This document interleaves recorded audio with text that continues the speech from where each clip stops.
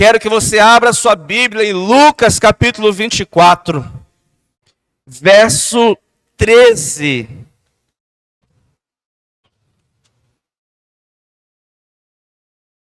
Lucas 24, 13. Irmãos, antes da gente ler, eu quero que você preste atenção. Antes da gente ler, eu quero só te dar o contexto aqui, porque Jesus havia morrido na cruz e ele já havia ressuscitado. Então esse aqui é o dia em que ele ressuscita. E ele ressuscitou, e no dia que ele ressuscitou, as mulheres que andavam com ele foram até o túmulo para visitar o corpo, para preparar ali o local. E quando eles chegam ali, a pedra está removida e eles não encontram o corpo de Jesus. E elas ficam assim, surpresas. E aparecem dois anjos e dizem assim: por que vocês procuram entre os mortos aquele que está vivo? Né? Dizendo que Jesus havia ressuscitado. Então elas pegam, voltam lá onde estavam os outros discípulos e elas contam aquilo que elas tinham visto. Só que para eles era algo tão surpreendente que eles não acreditaram. Então Pedro correu até o túmulo e chegou lá e verdadeiramente viu que era conforme aquelas mulheres haviam dito. E é nesse contexto que entra aqui o verso 13. E ele fala assim: naquele mesmo dia, 2 dos seguidores de Jesus caminhavam para o povoado de Emaús, a 11 quilômetros de Jerusalém. No caminho, falavam a respeito de tudo o que havia acontecido. Enquanto conversavam e discutiam, o próprio Jesus se aproximou e começou a andar com eles. Os olhos deles, porém, estavam como que impedidos de reconhecê-lo. Jesus lhe perguntou: sobre o que vocês tanto debatem enquanto caminham? Eles pararam com o rosto entristecido. Então um deles, chamado Cleopas, respondeu: você deve ser a única pessoa em Jerusalém que não sabe das coisas que aconteceram lá nos últimos dias. Que coisas? Perguntou Jesus. As coisas que aconteceram com Jesus de Nazaré, responderam eles. Ele era um profeta de palavras e ações poderosas aos olhos de Deus e de todo o povo.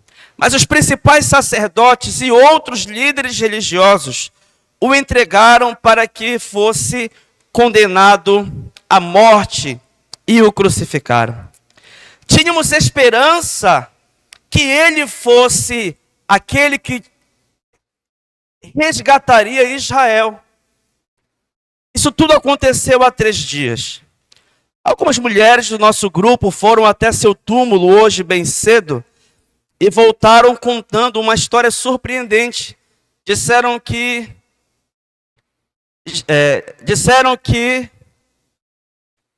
Jesus está vivo. Disseram que o corpo havia sumido e que viram anjos que lhes disseram que Jesus está vivo. Alguns homens de nosso grupo correram até lá para ver e de fato tudo estava como as mulheres disseram, mas não o viram. Então Jesus lhe disse: como vocês são tolos! Como custam a entender o que os profetas registraram nas Escrituras? Não percebem que era necessário que Cristo sofresse essas coisas antes de entrar na sua glória?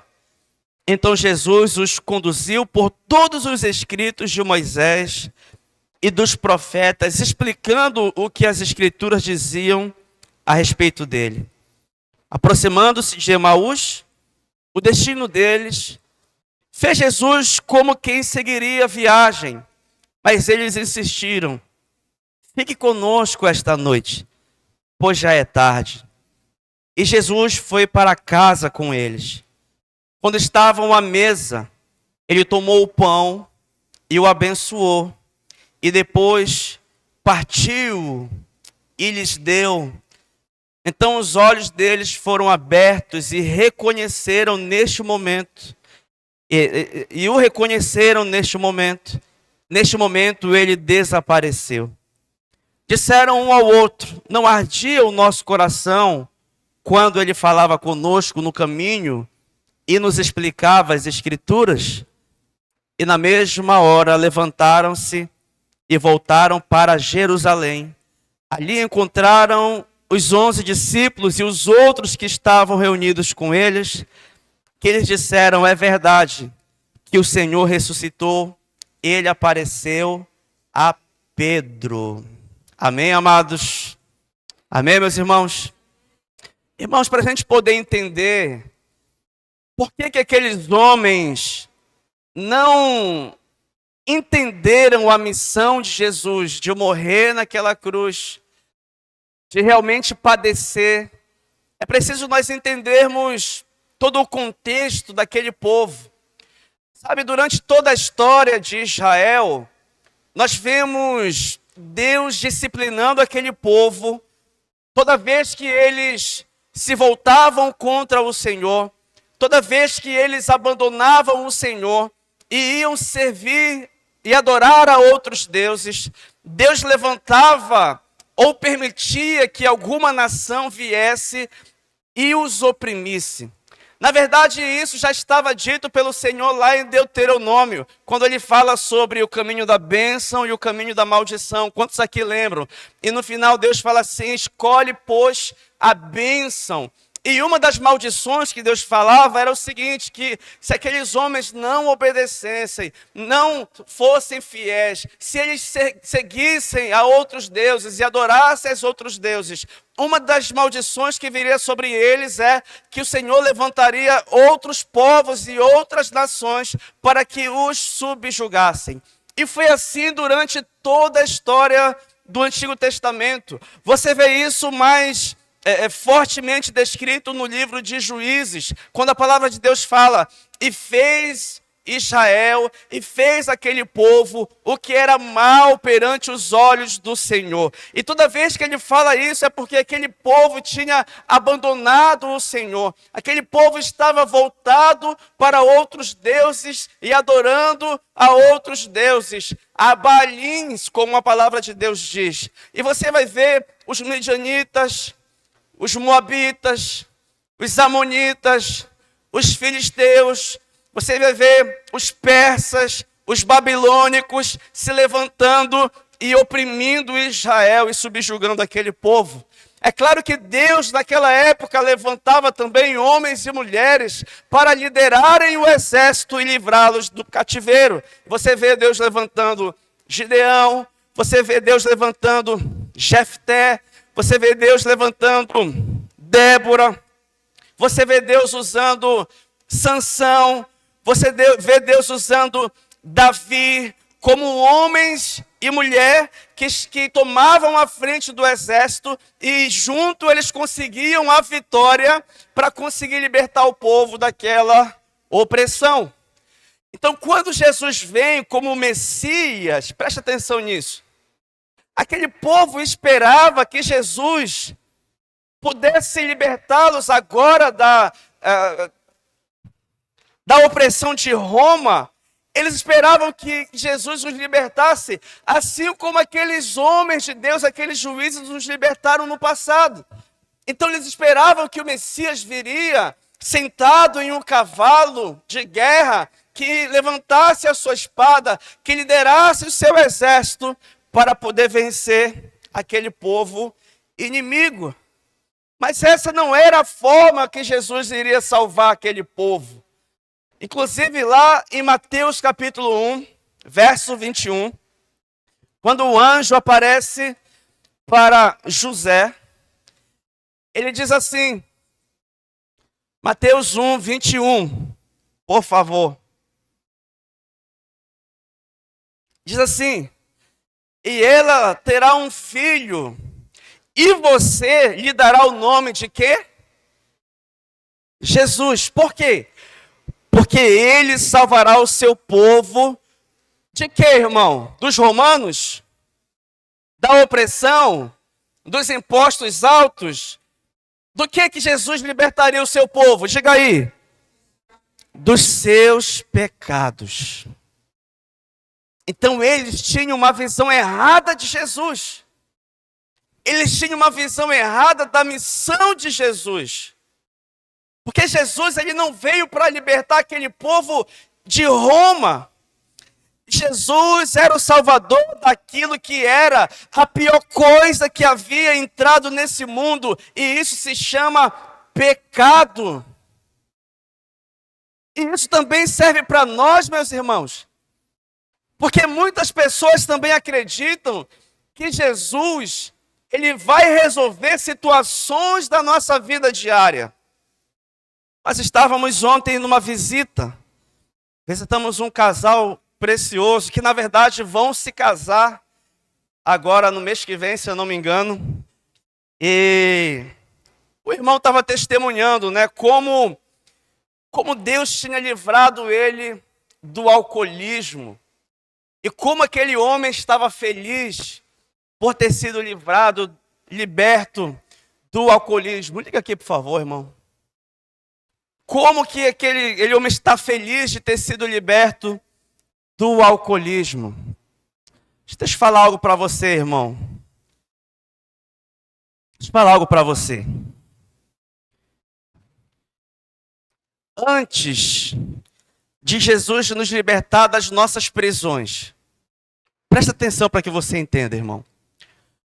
Antes de Jesus libertar-nos das nossas prisões, Ele nos liberta daquilo que é a pior coisa da nossa vida, que é o pecado.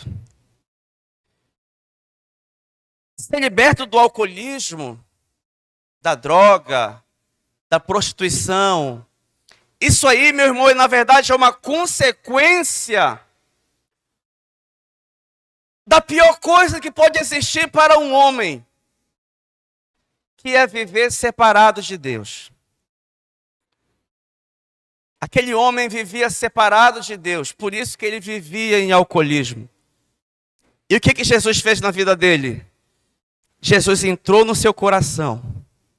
E agora, com o Senhor morando, habitando dentro dele, agora ele foi liberto do vício do alcoolismo. Então, é importante nós entendermos isso, porque, irmãos, senão nós acabamos colocando a nossa esperança em um Jesus que não existe.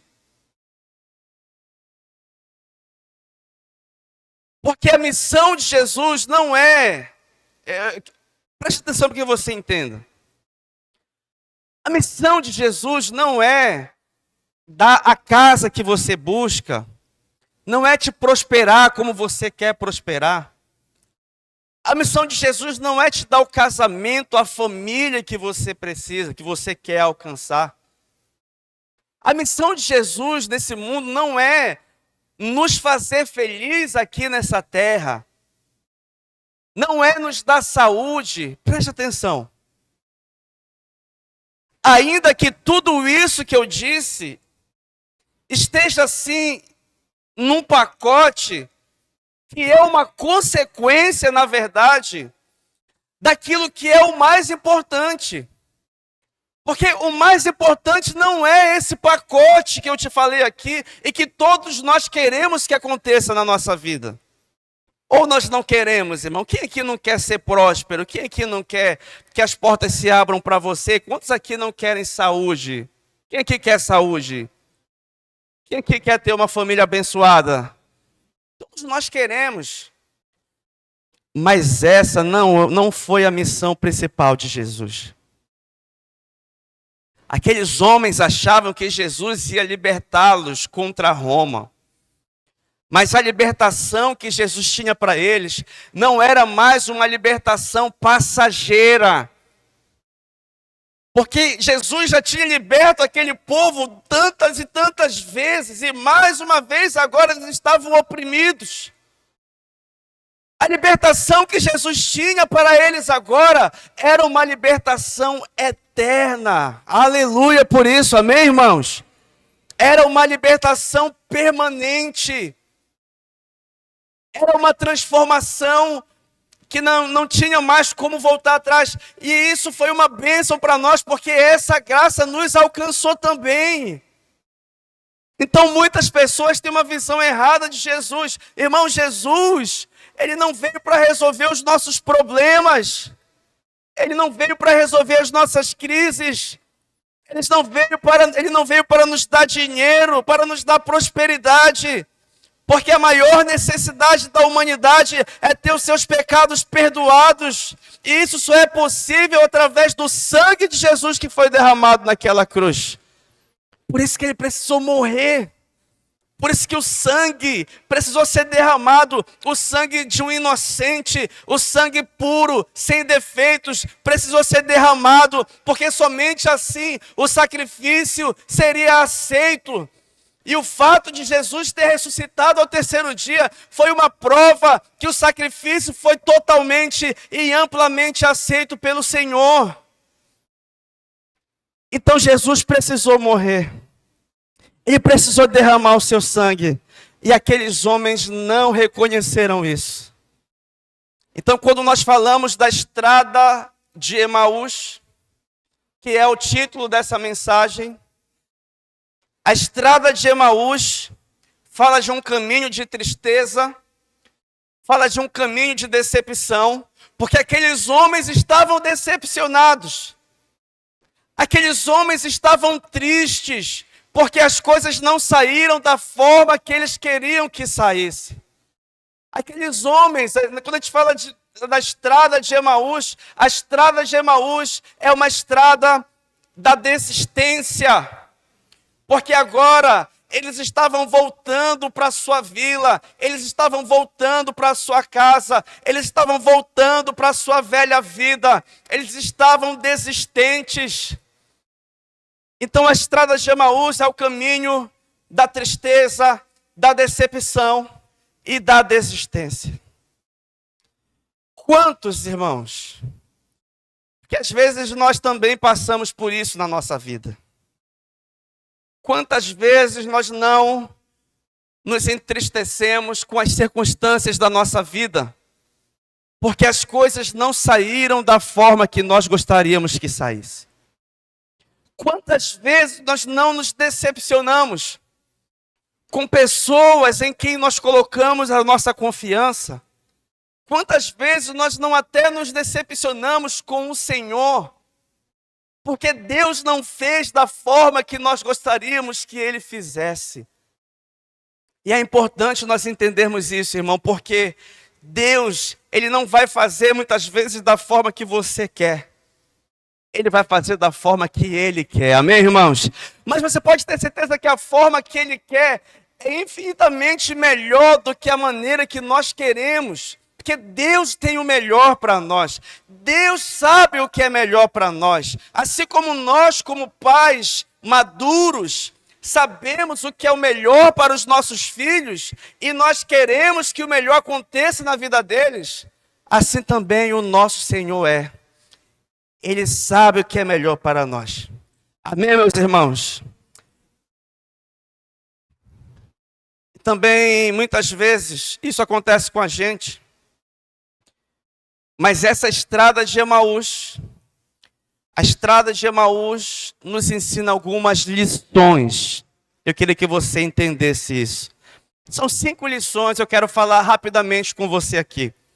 A primeira lição é que na estrada da tristeza, Jesus não nos abandona. Você pode falar isso comigo? Fala assim, na estrada da tristeza, Jesus não nos abandona. Vamos ler do verso 13 ao verso 17 novamente. Ele fala assim, naquele mesmo dia, 2 dos seus seguidores, os seguidores de Jesus, caminhavam para o povoado de Emaús, a 11 quilômetros de Jerusalém. No caminho falavam a respeito de tudo o que havia acontecido. Enquanto conversavam e discutiam, o próprio Jesus se aproximou e começou a andar com eles. Os olhos deles, porém, estavam como que impedidos de reconhecê-lo. Jesus lhe perguntou sobre o que vocês tanto debatem enquanto caminham. eles pararam com o rosto entristecido. Amém, irmãos? E sabe, querido, nós até podemos entender aqueles homens. Eles verdadeiramente estavam tristes. Eles estavam entristecidos. 3 anos e meio andando com Jesus, vendo Jesus operar milagres, vendo Jesus pregar a palavra, curar enfermos, libertar cativos. E agora, aquele homem em quem eles tinham colocado a sua fé, ainda que fosse uma fé errada, eles tinham um sentimento pelo Senhor. E agora Jesus estava morto. Então eles estavam tristes. E nos momentos de tristeza, Jesus não nos abandona, meus irmãos. O que pode causar tristeza na nossa vida? Decepções, frustrações, tribulações, problemas familiares, problemas financeiros. O que mais, irmãos? Tantas coisas, né? Escassez, portas fechadas, problemas de relacionamento. Se a gente for parar para pensar, existem tantas coisas que acontecem na nossa vida que muitas vezes nos deixam entristecidos. Mas eu quero que você entenda algo nessa tarde. Nos momentos de tristeza, Jesus está conosco. Amém, irmãos? É certo que muitos vales, muitos desertos que nós enfrentamos, até parece que nós estamos sozinhos, abandonados. Né? Nós não conseguimos ouvir, né, a voz, às vezes nós não conseguimos sentir, né, o alento, o conforto, o consolo do Senhor. Mas a verdade é, meu irmão, que nos momentos mais difíceis da nossa vida, o Senhor está lá. Como eu falei pela manhã, eu ouso dizer que, na verdade, você só está aqui hoje porque o Senhor te sustentou até aqui. Porque se não fosse Ele, você já tinha desistido. Se não fosse Ele, você já tinha entregado as fichas, você já tinha jogado tudo para o alto, você já tinha abandonado tudo. Sabe? Então isso é um sinal que se você ainda está aqui é porque o Senhor não te abandonou. O Senhor não desistiu de você. E todas as vezes que você estava triste, chorando, o Senhor enxugou as suas lágrimas. Porque, meu irmão, o Senhor, Ele nos acompanha nos momentos de dores, nos momentos de lutas, nos momentos de luto, nos momentos de perda. O Senhor, Ele sempre está conosco. Quantos aqui acreditam que o Senhor Deus não mente? Você acredita que Deus não mente? O que a Bíblia fala? Deus não é homem para que minta. Então, se Deus não é homem para que minta, eu quero ler um texto aqui com você. Mateus 28, 20. Ensinem esses novos discípulos a obedecerem a todas as ordens que eu lhes dei. E lembrem-se disto, estou sempre com vocês. Olha aqui, estou sempre com vocês até o fim dos tempos. Amém? Fala para a pessoa que está do seu lado assim, fala assim, Jesus está contigo em todos os momentos, em toda situação, na alegria e na tristeza. Deus está contigo nos desertos e vales, nas derrotas e nas vitórias. Ele nunca vai te abandonar. Diga amém para essa pessoa agora, né? É uma boa notícia isso? Então, na estrada da tristeza, Jesus não te abandona. Amém, amados? Amém, amados? Então vamos lá, segunda lição que a estrada de Emaús nos ensina. Fala-se comigo, fique atento. Vamos lá, irmão, fique atento às palavras de Jesus. Agora você vai ler comigo no verso 18. Então um deles, chamado Cleopas, respondeu: você deve ser a única pessoa em Jerusalém que não sabe das coisas que aconteceram lá nos últimos dias. Que coisas? Perguntou Jesus. As coisas que aconteceram com Jesus de Nazaré, responderam eles. Ele era um profeta de palavras e ações poderosas aos olhos de Deus e de todo o povo. Mas os principais sacerdotes e outros líderes religiosos o entregaram para que fosse condenado à morte e o crucificaram. Tínhamos esperança de que ele fosse aquele que resgataria Israel. Isso tudo aconteceu há 3 dias. Olha só. Por que nós devemos ficar atentos às palavras de Jesus?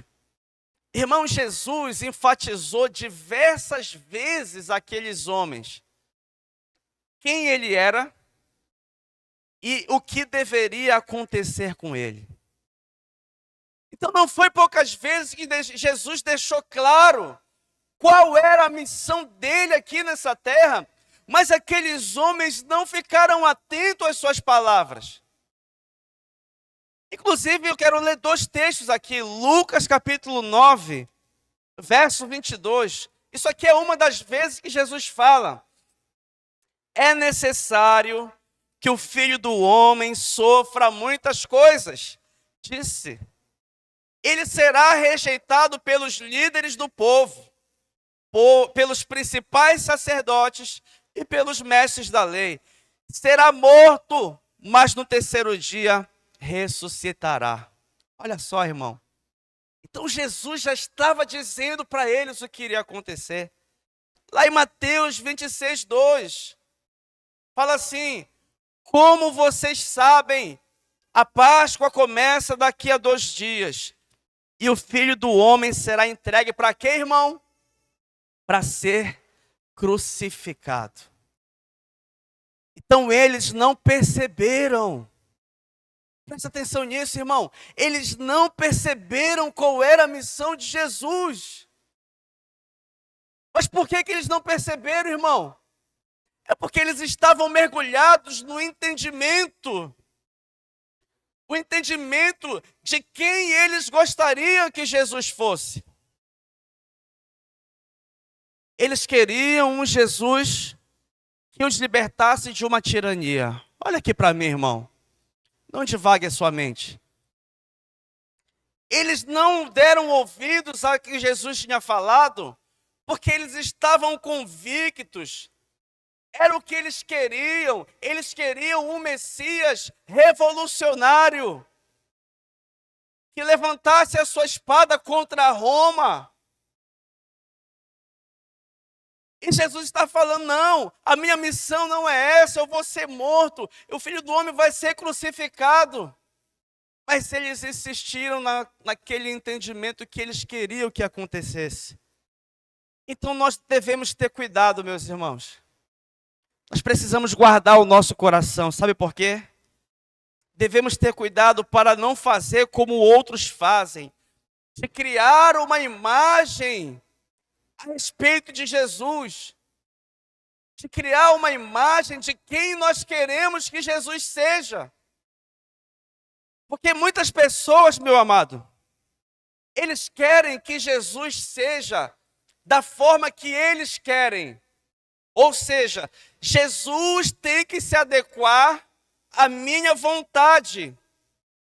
Mas a verdade é o contrário. Nós que temos que nos adequar à sua vontade. Amém, irmãos? Quando você entender isso, diga amém. Então muitas pessoas criam um tipo de Jesus.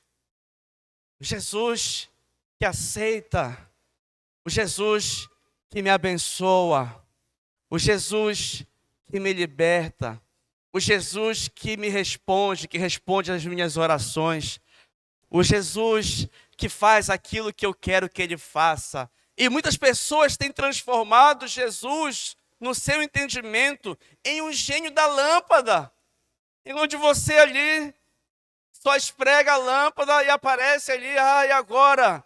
Qual é o seu desejo? O que você quer que eu faça? Mas não é assim, irmão. Jesus, ele é soberano, ele tem o seu caráter, ele tem a sua vontade. E a vontade dele é perfeita para nós. Amém, irmãos? Amém? Então, dê ouvidos às palavras de Jesus. Amém, irmãos? Dê ouvidos. Dê atenção às palavras de Jesus. Ouça aquilo que ele diz. Se submeta àquilo que é a vontade dele na sua vida. Ele tem um propósito. Eu falei isso aqui de manhã também, porque às vezes nós achamos ou queremos achar que Jesus, ele é fiel a nós, à nossa vontade, aos nossos caprichos. Sabe, querido, Jesus, ele não é fiel a nós, aos nossos caprichos. Jesus é fiel. Olha aqui. Jesus é fiel, mas ele é fiel ao seu propósito e à sua vontade. Jesus é fiel à sua palavra. Eu sei que nós não gostamos de ouvir isso, porque esse conceito de que Jesus é fiel a mim é tão bom para nós, né? Não, Jesus nunca vai deixar de fazer aquilo que eu quero, aquilo que eu almejo. Não, Jesus não permitiria que eu passasse por uma enfermidade. Não, ele é fiel. Não, Jesus não permitiria que eu passasse por essa tribulação, porque ele é o meu Senhor. Preste atenção, irmão. Jesus não prometeu para você uma vida maravilhosa de flores e rosas. Então não caia nesse engano. Enquanto nós vivermos nesse mundo, nós enfrentaremos lutas. Mas qual foi a promessa que ele fez para nós? Eu estarei com você para sempre. Amém, amado? Então não crie uma imagem de um Jesus inexistente. Se quer conhecer a respeito de Jesus, do Senhor, vem aqui, irmão. Aqui. À nossa disposição.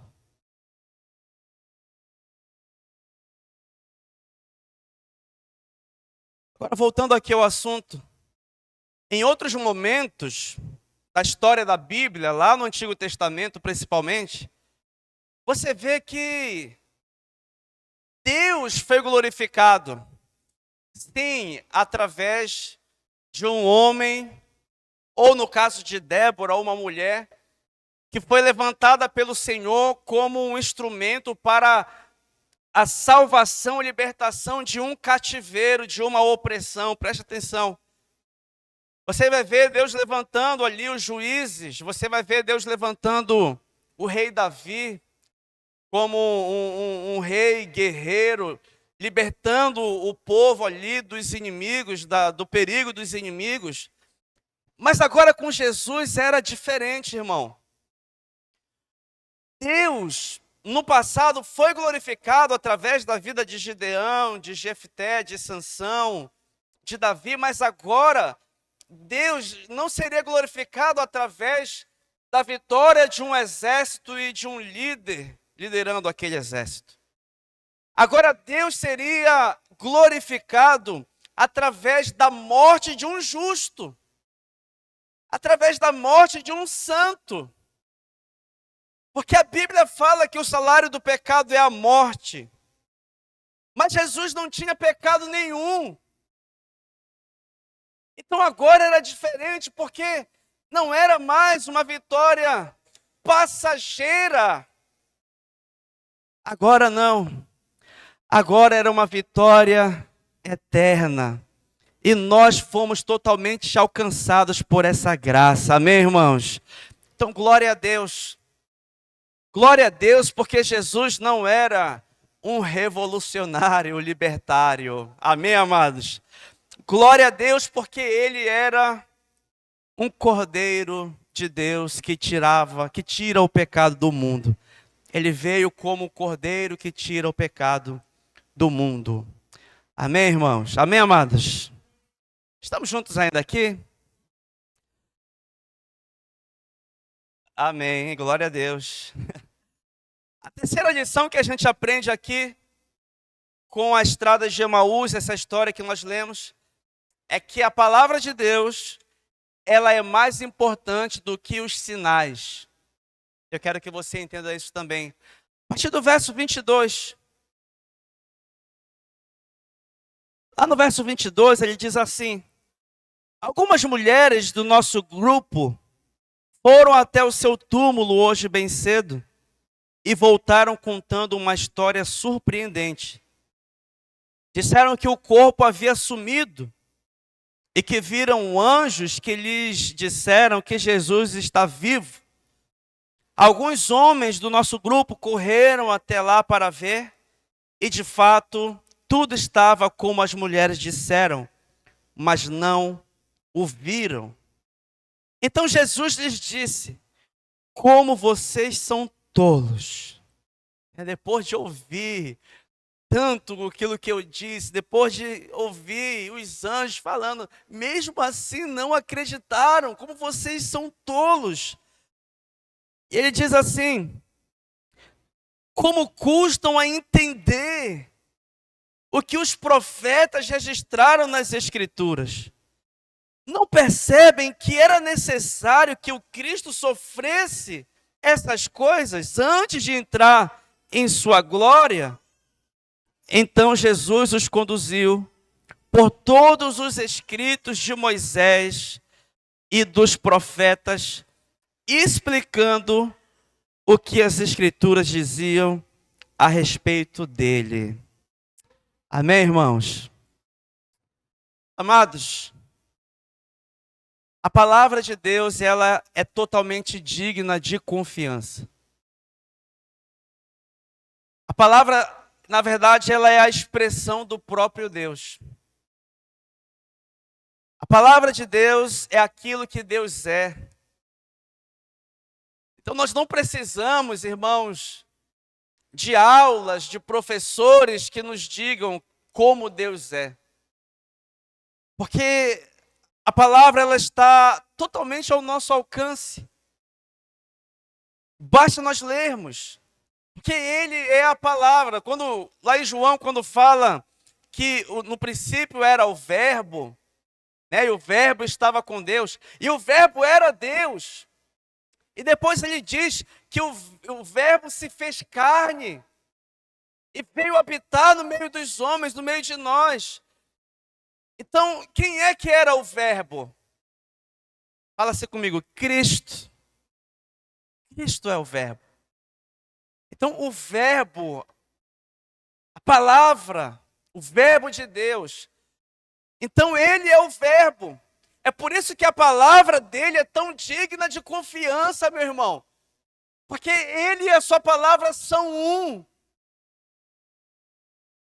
Por que eu estou falando isso para você? Porque às vezes eu me questiono, por que aqueles homens não reconheceram Jesus? Tantos anos andando com ele. E Jesus encosta do lado e eles não percebem que era Jesus. Você não parou para pensar nisso? Irmão,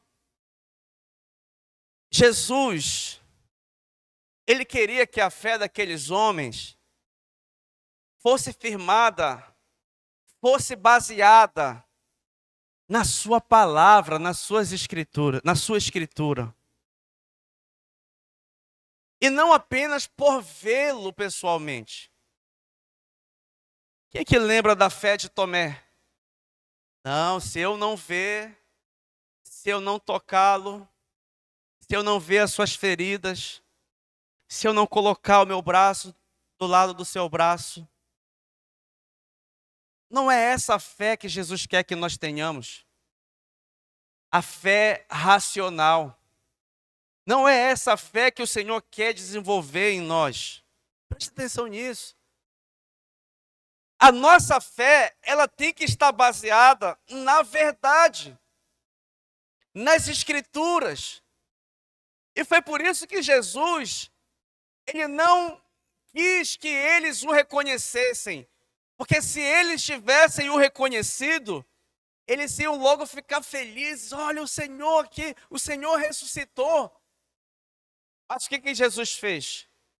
Ele falou, vamos lá para as Escrituras.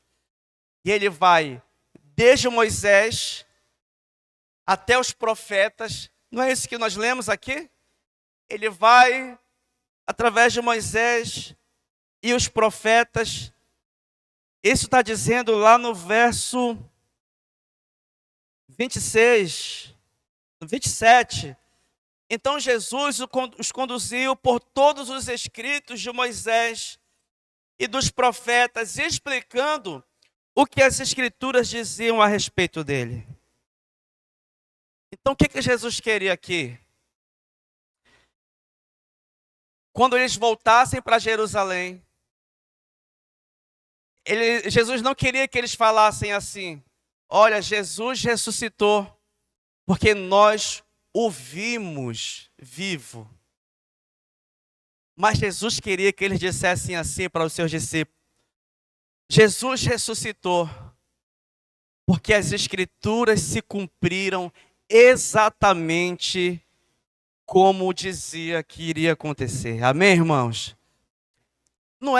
Então não é por vista que nós devemos andar, é pela fé naquilo que ele disse. Então quando eu ando por vista, eu olho para os problemas e eu me desespero. Mas quando eu ando pela fé, eu olho para a palavra e eu confio na palavra, eu sei que a palavra vai se cumprir. É isso que Deus quer. É por isso que a palavra, ela é mais importante do que os sinais. Porque os sinais, eles vão ser raros na nossa vida, irmãos. Os sinais, os milagres, eles vão acontecer. Aleluia. Mas não vai ser frequentemente. Agora a palavra de Deus, ela está à nossa disposição sempre. Amém, irmãos? Inclusive os sinais, os milagres, eles têm o objetivo de trazer a atenção para a mensagem, para a palavra. Por isso que a palavra é mais importante. Quarta lição que nós aprendemos aqui é que quando nós nos assentamos à mesa e quando nós partimos o pão, os nossos olhos espirituais se abrem. Amém, irmãos? E nós lemos isso aqui no verso 28. Aproximando-se de Emaús, o destino deles, Jesus fez como quem seguiria a viagem. Mas eles insistiram, fique conosco esta noite, pois já é tarde. E Jesus foi para casa com eles. Quando estavam à mesa, ele tomou o pão e o abençoou. E depois partiu e lhe deu. Então os olhos deles foram abertos e o reconheceram. Nesse momento ele desapareceu. Olha só que tremendo. Então até então eles ainda não tinham reconhecido Jesus. E, irmãos, essa história ela é muito linda. Jesus, ele queria ficar com aqueles homens, mas o que ele fez? Ele fingiu que ia continuar. E aqueles homens insistiram, não, fica conosco essa noite, já é tarde. Repousa na nossa casa. Repousa, né? Tem um lugar para você ali. E Jesus decide ficar. E ali, quando eles se assentam onde? Eles se assentam na mesa. Jesus pega o pedaço de pão, parte ele, assim como ele fez ali na ceia. E no momento em que ele distribui o pão, os olhos daqueles homens se abrem e eles reconhecem Jesus. Irmãos, quando a gente fala da mesa, a mesa ela tem um significado, amém, irmãos? Assim como a cruz tem um significado, a mesa também tem um significado. Então a mesa, inclusive na nossa casa, a mesa ela é muito mais do que um móvel qualquer. Né? Inclusive, se na sua casa não tem uma mesa, seria bom você ter uma mesa na sua casa. Por quê? Porque mesa fala de comunhão.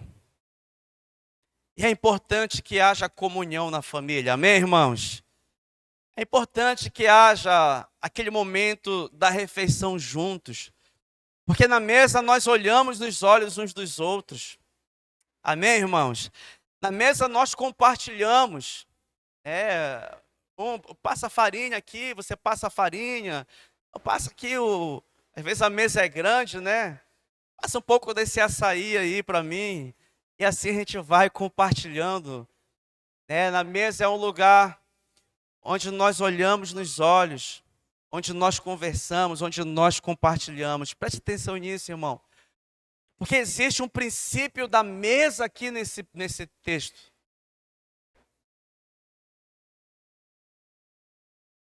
Antes de Jesus morrer na cruz, ele marcou uma comunhão com os seus discípulos. E essa comunhão ali na noite de Páscoa, onde ele estabelece a ceia do Senhor, eles estão sentados onde? Em uma mesa. E ali nessa mesa, Jesus parte o pão, mostrando que aquele simbolizava o corpo dele que ia ser moído naquela cruz. Olha, assim como eu estou partindo esse pão, o meu corpo vai ser moído também naquela cruz. Preste atenção. E é da mesma forma, ele pega o cálice e antes de repartir, ele fala, olha, esse cálice é o cálice da nova aliança. É o meu sangue que vai ser derramado naquela cruz. E mesmo fazendo isso em uma mesa, preste atenção aqui, irmão. Mesmo fazendo isso em uma mesa, depois que Jesus foi crucificado, aqueles homens não entenderam. Então, mais uma vez aqui, o que Jesus faz? Ele marca mais uma comunhão. Agora na mesa daqueles 2 discípulos, olha só. Então ali eles sentam mais uma vez em uma mesa. E no momento em que ele parte o pão, aqueles homens entendem. Amém, irmãos? Aqueles homens entendem. Os olhos deles se abrem. E eles percebem que era Jesus que estava ali com eles. Por que a gente está falando sobre a mesa? A consequência da cruz, irmão, a consequência de Cristo ter morrido naquela cruz, é que agora nós temos comunhão com Deus e comunhão com os homens. Amém, irmãos? Então olha aqui o símbolo da cruz, né? A comunhão com Deus e a comunhão com os homens. Então, não tem como nós entendermos a cruz se não for através da mesa. Quando nós participamos da ceia, nós entendemos o significado da cruz. Nós só podemos nos assentar na mesa da comunhão hoje, porque um dia Jesus morreu naquela cruz por nós. Então hoje eu posso ter comunhão com você, meu irmão. Hoje eu posso sentar na mesa com você.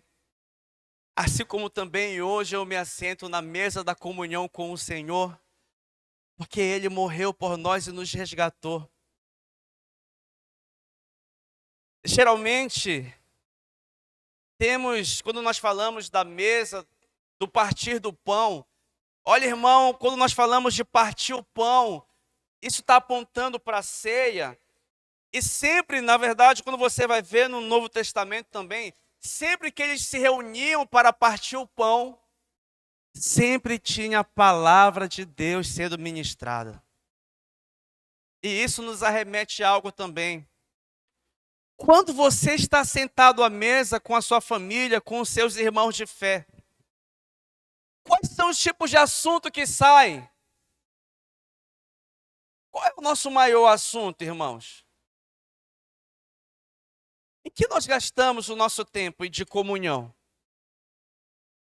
É falando de quê? De política? É falando de quê? De futebol?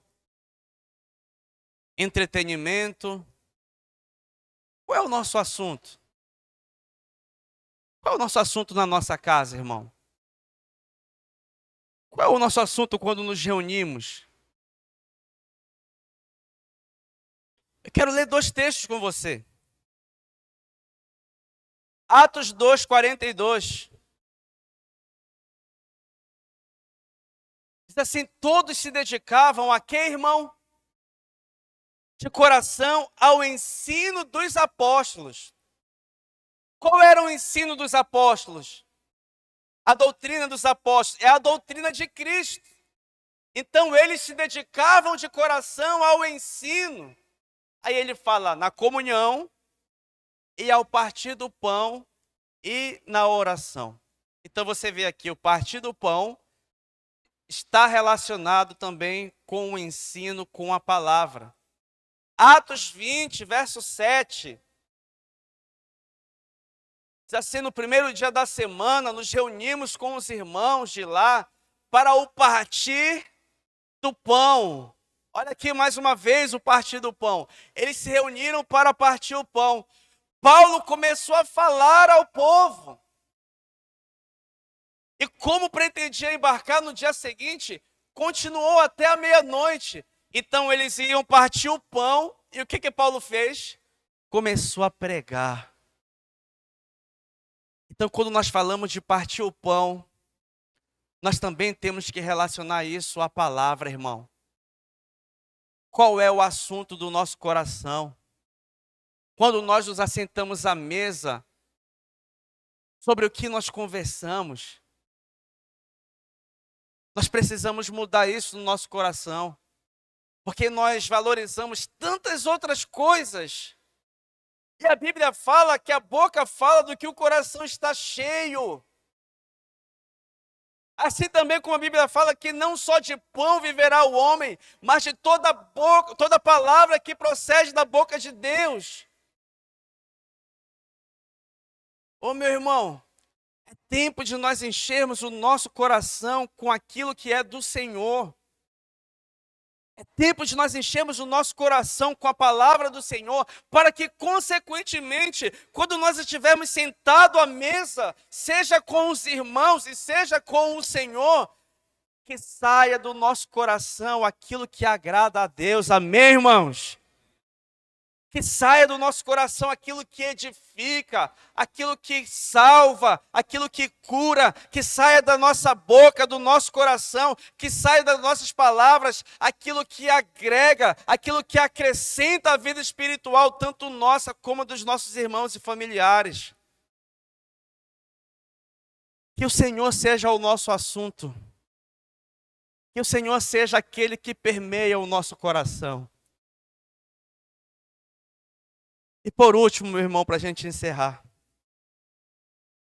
A estrada de Emaús também é uma estrada de restauração.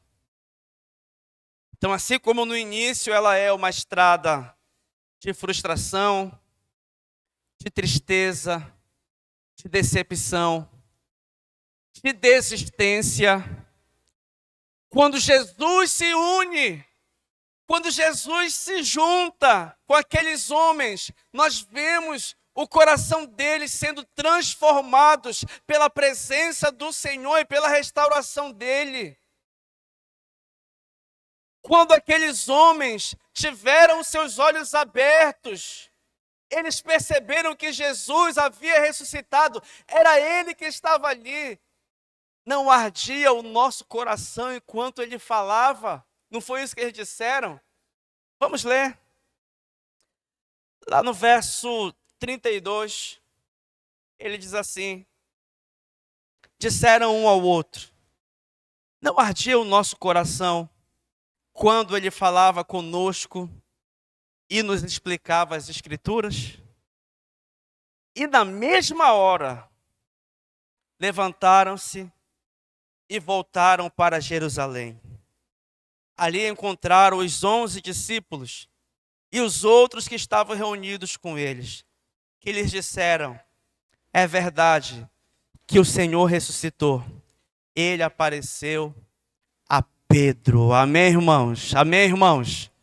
Sabe, amado, depois que os olhos daqueles homens foram abertos, eles imediatamente voltaram pela mesma estrada que eles haviam abandonado o caminho. A mesma estrada da tristeza, a mesma estrada da desistência e da decepção, agora se tornou o quê? A estrada de restauração. Aqueles homens tiveram a sua fé restaurada. Aqueles homens tiveram o coração aquecidos. E agora eles estavam voltando pelo mesmo caminho, mas agora de uma forma diferente. Agora eles estavam com o coração cheio de alegria, cheio de ânimo. Agora eles estavam com corações cheios da fé, da esperança de que Jesus realmente estava vivo. Então você percebe, 11 horas de caminhada até chegar onde eles estavam. E eles chegaram à noite, quando eles perceberam que era Jesus. A Bíblia fala que imediatamente eles voltaram. Mais 11 horas de caminhada, irmão, agora à noite, para poder voltar para Jerusalém. O lugar da fé, o lugar onde o Senhor estava.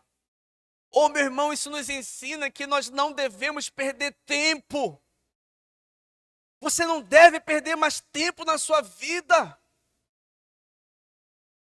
Muitas vezes, frustrações e dificuldades nos fazem tomar decisões erradas. Quem aqui nunca tomou uma decisão errada porque estava decepcionado? Quem aqui nunca vacilou, nunca perdeu a linha porque se frustrou? Quantos aqui no seu coração não abandonaram o Senhor? Decidiram desistir porque Deus não fez da forma que você queria. Muitos enterraram seus talentos, irmão. Muitos se esconderam numa caverna, fugindo de Deus, fugindo do chamado, fugindo da responsabilidade, fugindo da comunhão, fugindo do corpo, fugindo do propósito. Então é tempo, meu irmão, de nós voltarmos pelo caminho da estrada de Emaús, mas não no caminho de ida, mas agora no caminho de volta. Porque o caminho de volta é o caminho da restauração do chamado e do propósito que Deus tinha na vida daqueles homens.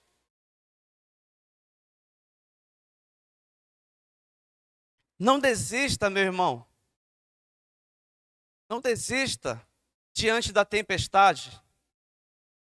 Não desista diante da aflição.